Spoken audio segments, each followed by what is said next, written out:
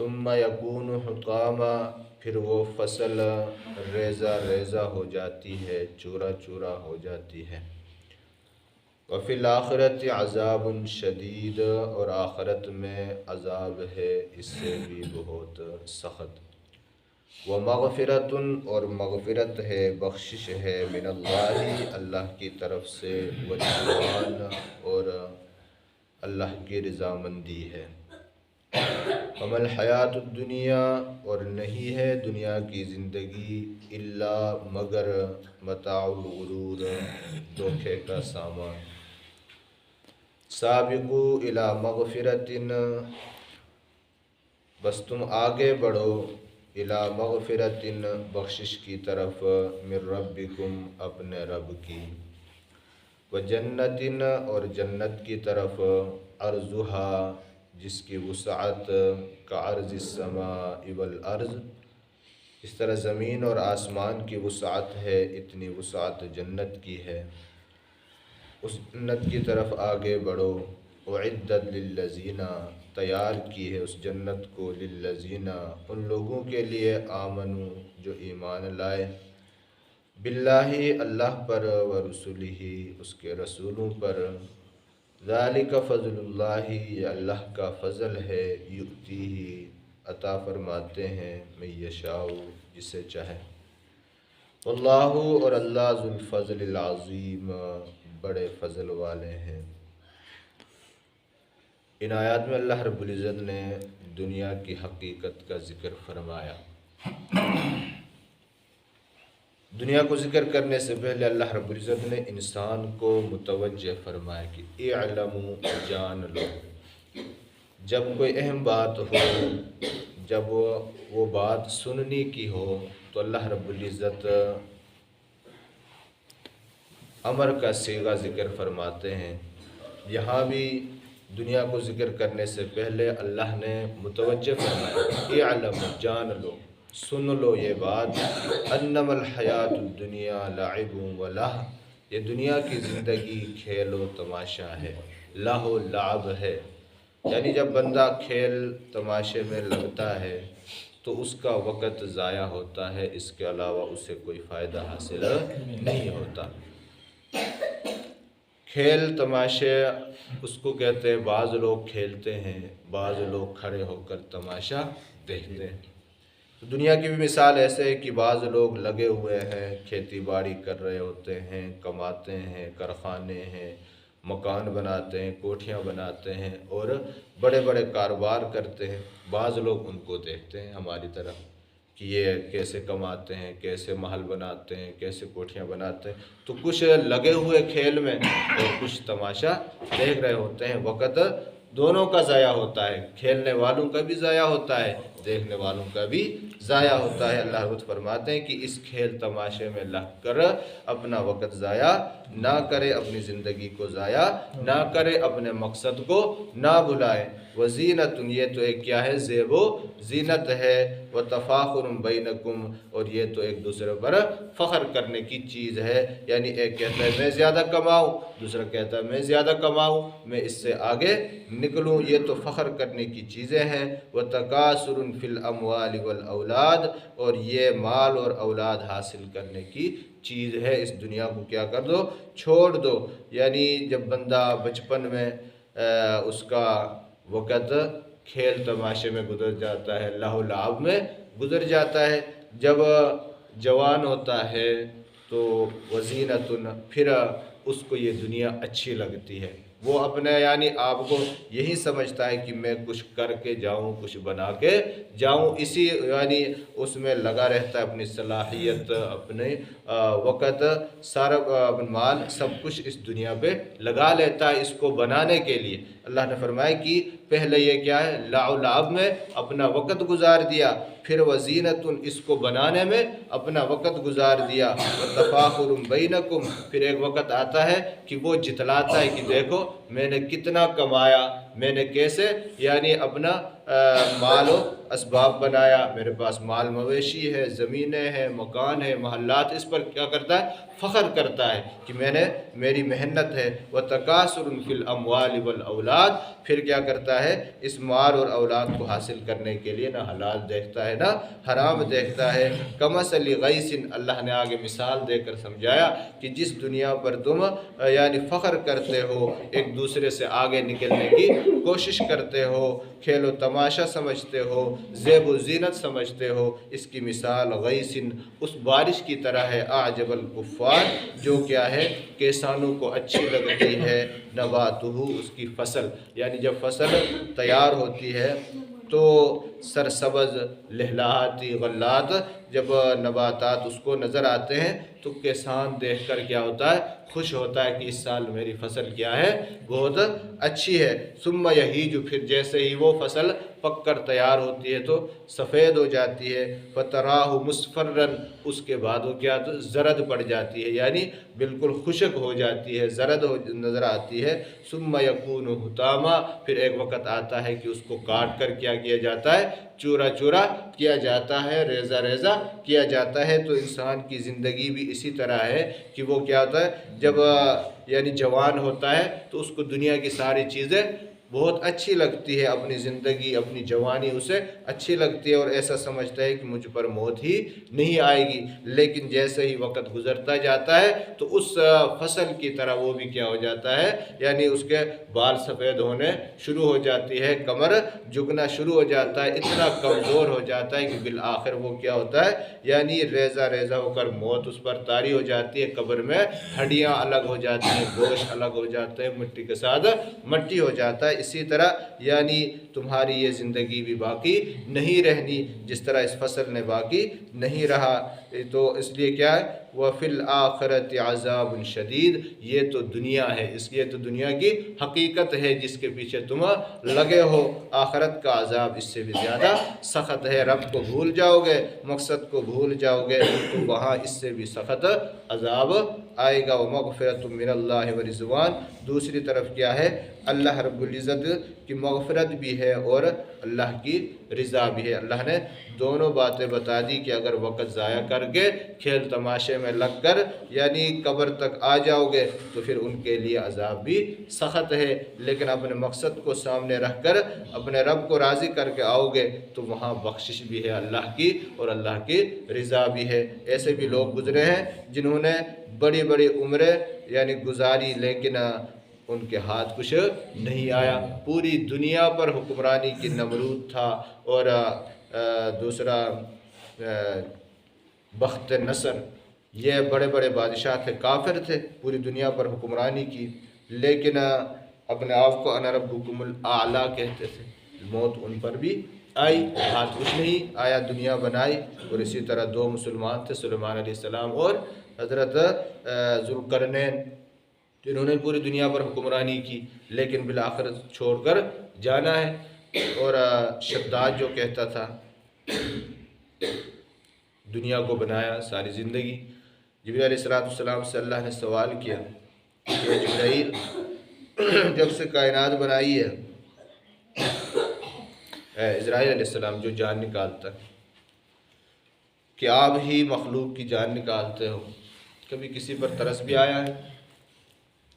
فرمایا کہ یا اللہ، بڑے بڑے بادشاہوں کی جان نکالی ہے جو اپنے آپ کو انا ربکم الاعلیٰ کہتے تھے، نمرود جیسے ظالموں کے تخت پر اتنے یعنی وہ موت سے بے خبر تھے، وہ یہی سمجھتے تھے کہ ہم یہ دنیا ہی ہماری ہے، سب کچھ ہمارا ہے، بالکل موت سے باخبر تھے۔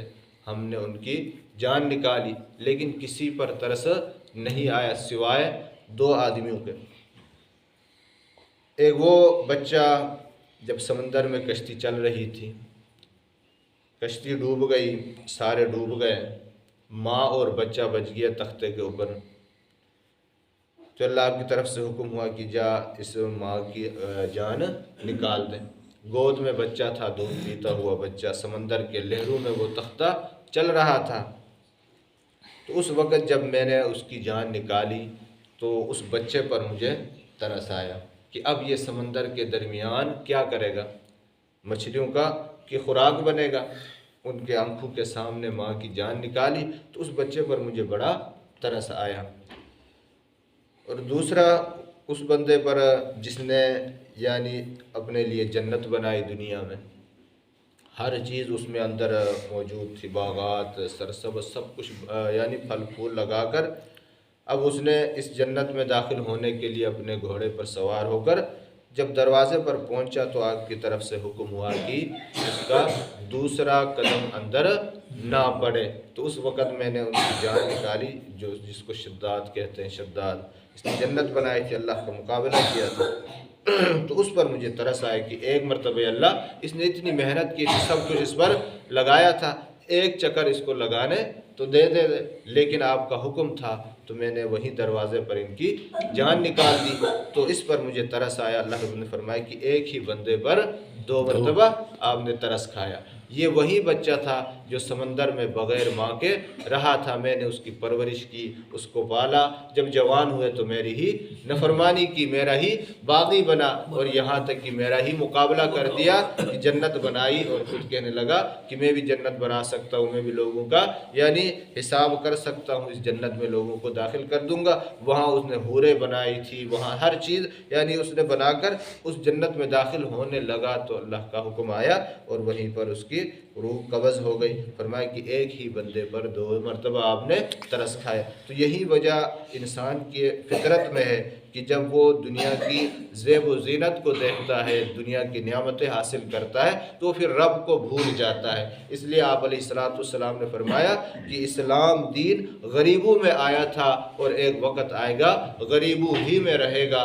جو امیر لوگ ہوتے ہیں، جو مالدار ہوتے ہیں، یا تو ان کو یعنی شہرت کے بھوکے ہوتے ہیں یا مال کے بھوکے ہوتے ہیں، دنیا کے بھوکے ہوتے ہیں، وہ اس دنیا میں ہی لگ کر رب کو بھول جاتے ہیں۔ اس لیے فرمایا کہ یہ دین اسلام پھیلا بھی غریبوں سے اور رہے گا بھی غریبوں میں۔ پھر ایک مرتبہ ایک صحابی آئے بوڑھے، یا رسول اللہ صلی اللہ علیہ وسلم، فرمایا کہ جنت تو ہمارے امیر ساتھیوں نے کمائی، سارے جو مالدار ہیں، بڑے جن کے پاس مال و دولت ہے، جنت تو ان کی ہے، ہم تو ان سے پیچھے رہ گئے۔ آپ علیہ السلام نے فرمایا کہ وہ کیسے؟ فرمانے لگے یا رسول اللہ نماز ہم بھی پڑھتے ہیں، وہ بھی پڑھتے ہیں، روزہ ہم بھی رکھتے ہیں، وہ بھی رکھتے ہیں، لیکن جو وہ غریبوں، مسکینوں، بے سہاروں اور اللہ کے راستے میں جو مال خرچ کرتے ہیں، ہم تو غریب ہیں، ہم تو مفلس ہیں، ہم وہ کام نہیں کر سکتے، کسی غریب کے کام نہیں آ سکتے، کسی مسکین کے کام نہیں آ سکتے، اللہ کے راستے میں مال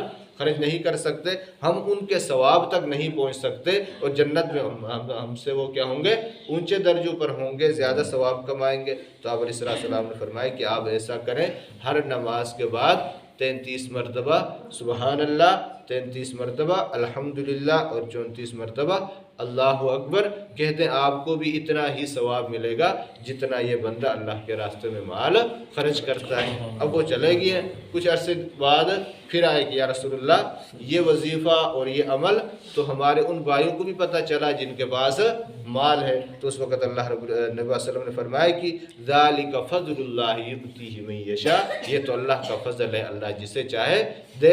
لیکن یاد رکھنا کل قیامت کے دن جو غریب ہوں گے وہ ان امیروں سے 500 سال پہلے جنت میں داخل ہوں گے۔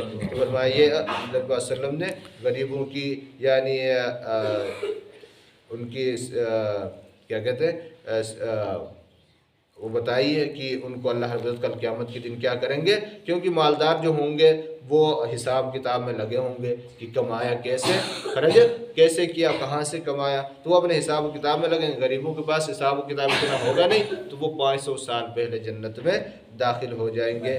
اور آپ علیہ السلام نے فرمایا کہ میں بھی ان غریبوں کے ساتھ ہی ہوں گا، کیونکہ آپ علیہ السلام کو اللہ رب العزت نے یعنی فرمایا کہ میں ایک مکے کے پہاڑوں کو آپ کے لیے سونے کے بنا دوں۔ آپ علیہ السلام فرمایا کہ نہیں، مجھے کیا ہے، غریب اور مسکینوں کی زندگی پسند ہے۔ یہ ایک ہوتا ہے کہ بندہ خود یعنی اس کے پاس اسباب نہیں ہے، وہ غریب ہے، لیکن حضور علیہ الصلوۃ والسلام نے جو غریبی اور جو تنگ دستی کی زندگی اختیار کی تھی، یہ آپ علیہ الصلوۃ والسلام کی اختیاری تھی۔ حضور علیہ الصلوۃ والسلام ساری دنیا ان کے صدقے کھاتی ہے، لیکن آپ علیہ الصلوۃ والسلام نے جو زندگی گزاری ہے وہ ہو کر، یعنی جو چیز بندے کے پاس ہو پھر بھی اس کو اختیار نہ کرنا، یعنی آپ علیہ السلام کے پاس سب کچھ تھا لیکن پھر بھی کچھ نہیں کمایا، کچھ نہیں لیا، اس لیے کہ یہ غریبوں کے لیے تسلی تھی کہ کل قیامت کے دن جس طرح ازواج مطہرات نے کل کے سبق میں آپ نے سنا کہ فرمائے کہ ہم بھی کیا کریں، ابھی اچھا کھائیں اچھا پہنیں، تو آپ علیہ السلام ناراض ہوئے کہ کل یعنی میری امت کے جو غریب لوگ ہوں گے اگر وہ اچھا نہیں کھا سکیں گے، وہ اچھا نہیں پہن سکیں گے تو ان کی تسلی کیسے ہوگی؟ جب وہ غریب ہوں گے یعنی تنگ دست ہوں گے تو وہ آپ کو دیکھ کر ان کو بھی تسلی ہوگی کہ دو جہانوں کے سردار نبی صلی اللہ علیہ وسلم کی زندگی کیسے تھی، ان کے گھر کی زندگی کیسے تھی، تو ان کو بھی تسلی ہو جائے گی۔ اس لیے آپ علیہ السلام نے اپنے ازواج اور اہل خانہ کو یعنی غربت میں رکھا کہ میری امت کے غریبوں کو تاکہ تسلی ہو۔ تو فرمائے کہ یعنی سابقوا الی مغفرۃ من ربکم، یہ دنیا کی جو زندگی وما الحیات الدنیا الا لعب ولا، یہ تو کیا ہے، کھیل تماشا ہے، الا متاع الغرور، یہ کیا ہے مگر دنیا کی زندگی کچھ بھی نہیں ہے، یہ کیا ہے، دھوکے کا سامان ہے۔ یہ تو دھوکا ہے کہ ساری زندگی کمانے میں لگی، حسرت میں لگی، جب کھانے کی باری آئی تو وہ یعنی اندر داخل بھی ہو نہیں سکا، جس طرح شداد ہے۔ ہم نے بہت سے لوگ اپنے آنکھوں سے دیکھے ہیں کہ انہوں نے مکان بنایا، سب کچھ اس پر لگا کر بالآخر اس میں اندر رہنے کی انہیں توفیق بھی، اندر بیٹھنے سے پہلے فوت ہو گئے، چلے گئے، سب کچھ رہ گیا۔ تو یہ دھوکا ہے، دنیا اپنے پیچھے لگاتی ہے لیکن بالآخر وہ کیا کرتی ہے، دھوکا کرتی ہے، اسے ساتھ نہیں دیتی۔ اس لیے آپ علیہ السلام نے فرمایا دنیا کی مثال اس دلہن کی طرح ہے جو یعنی کیا کرے، دھوکا دے کہ دلہن بن سن کر اس کے آگے چلے، بندہ پیچھے دوڑتا رہے، بالآخر وہ اس کے ہاتھ نہ آئے۔ اگر اس دنیا کو چھوڑ کر تم چلو گے تو یہ دنیا تمہارے قدموں میں آ کر ڈھیر ہو جائے گی، تمہارے یعنی قدموں میں آئے گی۔ جس طرح حضرت تھانوی قاسم نانوتوی رحمۃ اللہ علیہ کے بارے میں آتا ہے کہ ایک بندہ، یہ ہمارے بزرگ گزرے ہیں، اللہ والے تھے، تو مدرسہ تھا ان کا، مسجد میں بیٹھے ہوئے تھے، ایک بندہ آیا، بڑا امیر ترین آدمی تھا، کہ اپنا زکوٰۃ عشر وغیرہ لے کر، تو اب یہ مسجد میں داخل ہوئے تو تھانوی رحمۃ اللہ علیہ، قاسم نانوتوی رحمۃ اللہ علیہ کا چہرہ انور بالکل سرخ ہوا ان کو دیکھ کر۔ وہ آئے اور جیب سے لفافہ نکالا، اس وقت 1 لاکھ آج کے کروڑوں کا حساب تھا، تو 1 لاکھ کی رقم نکال کر ان کو پکڑائی کہ یہ آپ کیا کریں، مدرسے میں خرچ کریں، تعمیرات ہو رہی ہے، بچے ہیں یہاں پر رہتے ہیں، اب ان کے یعنی ضروریات پوری کریں۔ تو قاسم نانوتوی رحمۃ اللہ فرمایا کہ میں آپ کی یہ رقم نہیں لے سکتا، اب اس کو لے جائیں۔ اب وہ پریشان ہوئے، پھر وہ بڑے اکڑ کے آیا تھا کہ اب میں جاؤں گا تو میرے لیے اٹھے گا، استقبال کرے گا اور ہاتھ چومے گا کہ اتنا بڑا چودھری آیا، بڑا آدمی آیا، اتنے پیسے لے کر آیا، جس طرح بعض مولویوں کی عادت ہوتی ہے۔ تو اب وہ اٹھا نہیں، کوئی اس کو استقبال نہیں کیا، کوئی اس کی یعنی وہ نہیں ہوئی، تعریف نہیں ہوئی، اور الٹا اس کو کہا کہ میں آپ کی رقم میں نے لینی ہی نہیں، دفع ہو جائے۔ تو اب بڑی انہوں نے منت سماجت کی کہ حضرت مجھ سے کوئی غلطی ہو گئی تو مجھے معاف کر دیں، تو میری یہ رقم لے، یہ میری زکوٰۃ ہے، میرا عشر ہے، صدقہ ہے، میں مدرسے کے لیے دے رہا ہوں۔ تو فرمایا کہ آپ کے مال کی مجھے ضرورت نہیں ہے۔ اب یہ واپس چلا گیا۔ جب قاسم نانوتوی رحمۃ اللہ علیہ اٹھ کر اپنے خادم کے ساتھ باہر گئے تو جب جوتے پہننے لگے وہ ساری رقم اس نے جوتوں میں ڈال کر چلا گیا تھا۔ فرمایا کہ پھر انہوں نے جوتے سے اٹھا کر خادم کو پکڑائی کہ یہ لے جائے، اب ورچہ خانے میں جو چیز کی ضرورت ہوگی وہاں استعمال کرے۔ اب اس نے پوچھا کہ حضرت آپ نے پہلے کیوں نہیں لیا؟ اس نے اتنی منتیں سماجت کی، آپ سے کہا کہ مجھ سے کوئی غلطی ہو گئی، آپ نے پھر بھی بات ان کی نہیں سنی، واپس کر دیا، تو یہ کیا وجہ تھی؟ فرمایا کہ جب وہ آ رہا تھا تو وہ یہی سمجھ رہا تھا کہ میرے پاس مال ہے، میں پیسے دوں گا تو یہ بندہ خوش ہوگا اور یعنی میری تعریف کرے گا۔ اب اس کے اندر یعنی اللہ کی رضامندی نہیں تھی، نیت اس کی غلط تھی، تکبر تھا، غرور تھا، تو جو بندہ اللہ کی رضا کے لیے نہیں دیتا، کسی کو خوش کرنے کے لیے دے تو میں اس کا مال کیسے لوں اور اس کا مال کیسے یعنی اللہ کے مہمانوں کو کھلاؤں، تو اس لیے میں نے اس کا مال نہیں لیا۔ لیکن جب وہ اب واپس ہوئے تو یہ ساری چیزیں اس کی یعنی ختم ہو گئے۔ اب اس نے صرف اللہ کی رضا کے لیے اپنے آپ کو جھکایا تھا، جھک گیا اور وہ اپنی رقم لا کر جوتوں میں رکھ دی۔ تو اس لیے اللہ رب العزت فرماتے ہیں کہ جو بندہ دنیا کو چھوڑ دیتا ہے، دنیا سے وہ یعنی اپنے آپ کو پیچھے ہٹا دیتا ہے، اللہ رب العزت اس دنیا کو اس کے قدموں میں لا کر ڈال دیتا ہے، اس کی جوتیوں میں لا کر ڈال دیتا ہے۔ جو بندہ دنیا کے پیچھے پڑ جاتا ہے تو وہ دنیا اس دلہن کی طرح بھاگ جاتی ہے، اس کے ہاتھ کچھ نہیں آتا۔ اس لیے اللہ فرماتے ہیں سابقوا الی مغفرۃ، اب آگے بڑھو، اب یعنی لبکو الی مغفرۃ، اللہ کی بخشش کی طرف، من اللہ من ربکم، جو تمہارا رب ہے، اس رب کی بخشش اور مغفرت کی طرف لبکو، و جنت، اور اس کی جنت کی طرف کیا کرو، آگے بڑھو۔ اس دنیا کو چھوڑ دو، اللہ کی بخشش کی طرف آ جاؤ، اس کی جنت کی طرف آ جاؤ۔ عرضھا کعرض السماء، اس جنت کا عرض، اس جنت کی وسعت آسمان اور زمین کی وسعت سے بھی زیادہ ہے۔ جس طرح زمین و آسمان میں جتنی وسعت ہے، اس جنت کی چوڑائی، اس جنت کی لمبائی اس آسمان اور زمین سے بھی کیا ہے، زیادہ ہے۔ اس جنت کی طرف لب کو فرماتے، جنت میں ایک محل جس جنتی کا ہوگا اس میں 60 کمرے ہوں گے، اور ایک کمرہ اس کی اتنی یعنی 60 میل اس کی یعنی وسعت ہوگی، اتنا چوڑا ہوگا، اور 7 میل اس کی لمبائی ہوگی۔ اور اس جنت کی چھت، اس محل کا چھت اللہ کا عرش ہوگا۔ یعنی جس طرح ہمیں آسمان نظر آتا ہے، اس طرح وہاں کل قیامت کے دن اللہ کا عرش نظر آئے گا۔ تو فرمایا کہ اس جنت کی طرف لب کو جس کی وسعت کیا ہے، زمین و آسمان کے برابر ہے۔ اعد للذین، یہ کن لوگوں کے لیے اللہ نے تیار کیے، تیار کیے ان لوگوں کے لیے جنہوں نے اللہ پر ایمان لایا، ورسولہ، اور اس کے رسولوں پر ایمان لایا۔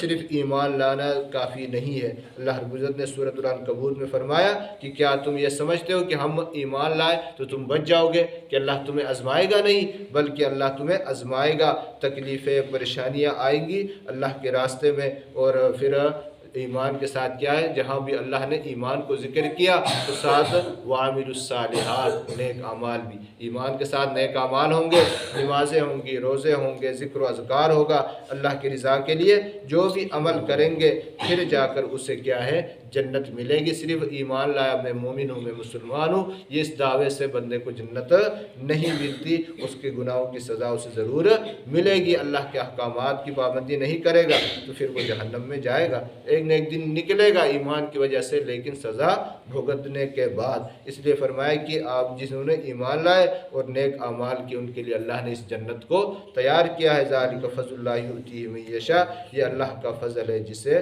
وہ عطا کرے۔ واللہ ذو الفضل العظیم، وہ بڑے فضل والے ہیں۔ یاد رکھنا، نیکی کرنے کی توفیق بھی اللہ ہی کی طرف سے ہوتی ہے۔ اس لیے فرمایا کہ نیکی کر کے بھی اللہ سے ڈرنا چاہیے، اور نہ کر کے بھی اللہ سے۔ نیکی کرنا آسان ہے، اس کو سنبھال کر قبر تک جانا مشکل ہے۔ اللہ رب العزت سے دعا ہے کہ اللہ رب العزت ہمیں اپنے ایمان کے ساتھ قبر تک جانے کی توفیق عطا فرمائے، اپنی نیکیوں کی حفاظت کر کے ان کو ساتھ لے کر قبر تک جانے کی توفیق عطا فرمائے۔